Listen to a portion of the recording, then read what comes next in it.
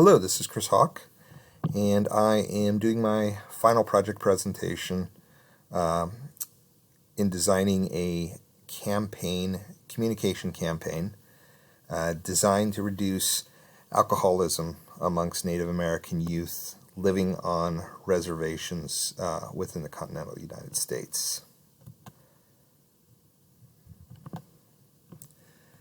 So to give some basic introductory information, Native Americans in the U.S. have had a long and difficult history with alcohol and alcohol use. Some key facts about the U.S. Native American population and alcoholism. According to the National Institutes of Health, Native American youth currently have the highest rates of alcohol use disorders of any racial group in the country. Among some tribes, rates of fetal alcohol syndrome are as high as 1.5 to 2.5 per 1,000 live births, compared to the general population, which is between 0.2 and 1.0 per 1,000 live births. According to the National Survey on Drug Use and Health, nearly 9.2% of Native Americans ages 12 and older were current heavy alcohol users, which is the highest rate of any ethnic group identified. And Native Americans have the highest rate of death from alcohol poisoning per million people, per the Centers for Disease Control and Prevention. Some key historical events, things that kind of got this process in motion. You had the development of the reservation system, which was established in 1851 through the Indian Appropriations Act, and this is after the United States had already passed the Indian Removal Act of 1830, which permitted the government to forcibly remove Native Americans from their ancestral lands. So suddenly you had Native American people from various tribes placed on land with minimal resources and opportunities, and this tended to foster a sense of dependence between the Native American tribes and the United States government. Also, it separated these Native American tribes from their key ancestral lands, from ties to their culture.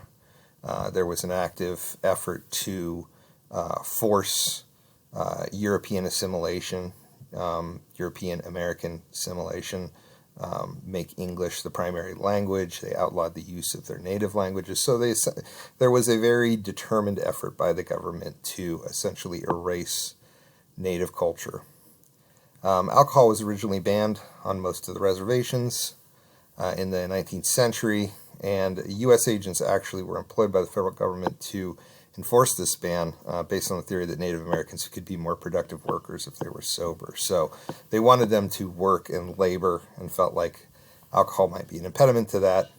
Unfortunately, you had nearby settlers who saw this as a business opportunity, realized they could make a lot of money selling liquor, alcohol to Native Americans on reservations, and as a result of this, kind of commerce went out, and those, for the most part, those rules were loosened. In terms of target population focus, for the purposes of this campaign, we're focusing on Native Americans living on reservations in the southwestern United States. This includes the Navajo, the Apache, the Hopi, the Tohono, the Uinta, the Pueblo, the Ute, and the Zuni, primarily. Approximately 20% of the U.S. Native American reservation population lives within this relatively small geographic area known as the American Southwest, and many of these reservations are more geographically isolated, leading to reservation residents, especially youth, having less contact with non-reservation and non-Native American areas. The secondary focus is on the youth population, approximately ages 12 to 20, and most studies have noted that this population is particularly vulnerable to developing addictive behaviors during their adolescent and teen years. The primary goals of this campaign is to reduce alcohol consumption among Native American youth living on reservations within the southwestern United States by 20% over a 24-month period. Components of the campaign include communication outreach, with two critical elements, both a direct contact strategy utilizing local tribe and community forums and resources, as well as multimedia campaign, including TV commercials, radio ads, and a strong social media presence. In conducting a research literature review, basically looked at the history of alcoholism within the Native American community, There was a fairly good amount of research and literature available, which I have summarized here. I won't go into great detail, but it's summarized in much greater detail in the actual paper. The results of this literature and research review identified several common causal factors contributing to Native American youth alcoholism. Community norms, which are the informal rules of acceptable behavior that apply in community settings, and community norms can encourage or discourage problem alcohol consumption.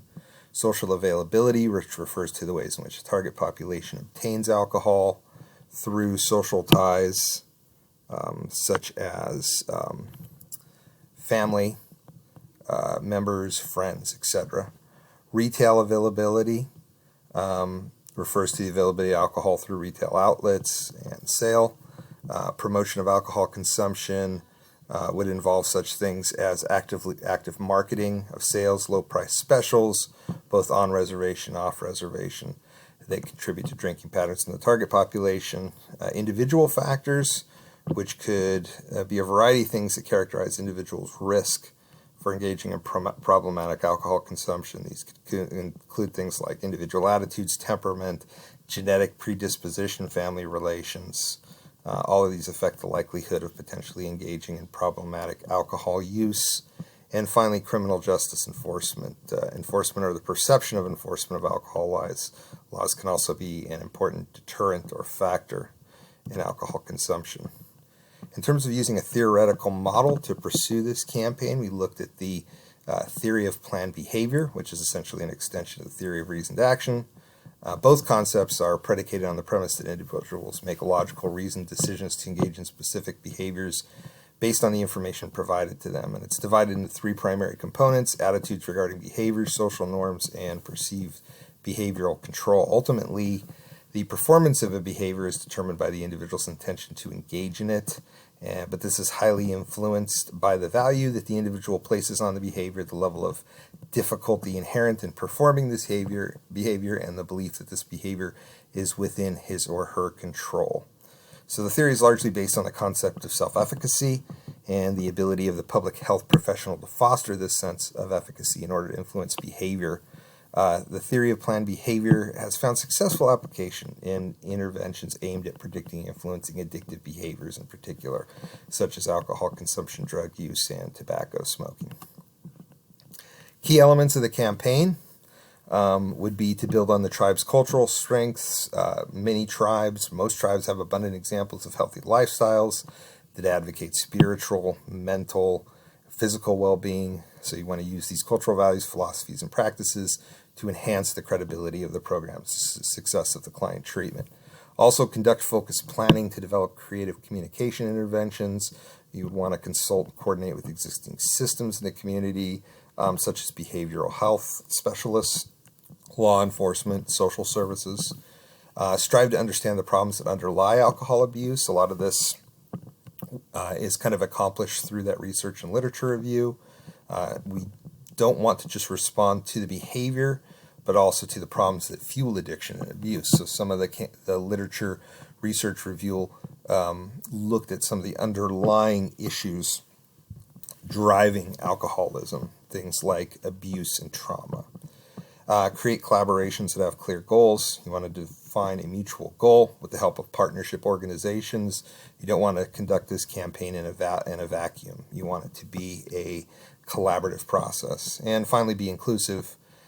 Implementation of community-wide initiatives requires involvement of many partners, and we want to reach out to all these people to make it as collaborative and potentially successful as possible. Some specific campaign actions with timelines: host collaborative trainings, meetings, or work groups for tribal staff addressing local alcohol abuse challenges. You want to use these as opportunities to discuss challenges, identify solutions.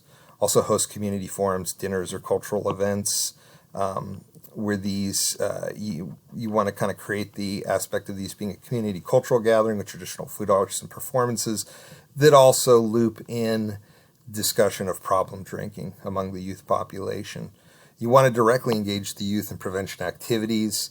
and discussion through multimedia platforms, YouTube, TikTok, Facebook, Twitter, and Instagram.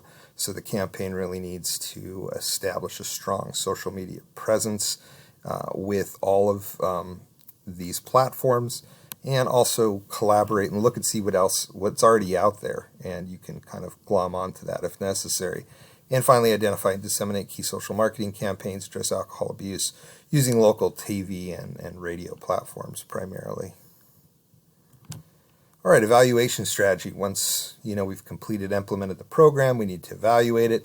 So we need to identify our key stakeholders, which would be program administrators, tribal officials, nonprofit and community organizations, academic institutions, and of course reservation residents between the ages of 12 and 20, in addition to their parents and guardians. The relevant evaluation stages would be the formative stage, where you focus on development and implementation of outreach campaign goals. The process stage, what communication programs and resources are being employed. The outcome stage, short, intermediate, and long-term objectives, evaluating if the outreach campaign adequately achieved the short, intermediate, and long-term objectives clarified by the logic model or flow process.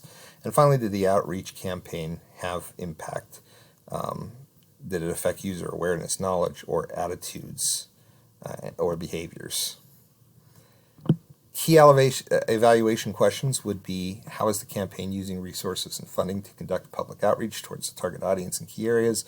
Which outreach methods are the most effective in reaching the public? And how has the target audience's awareness of outreach campaign communications affected their understanding of the risks of alcohol abuse?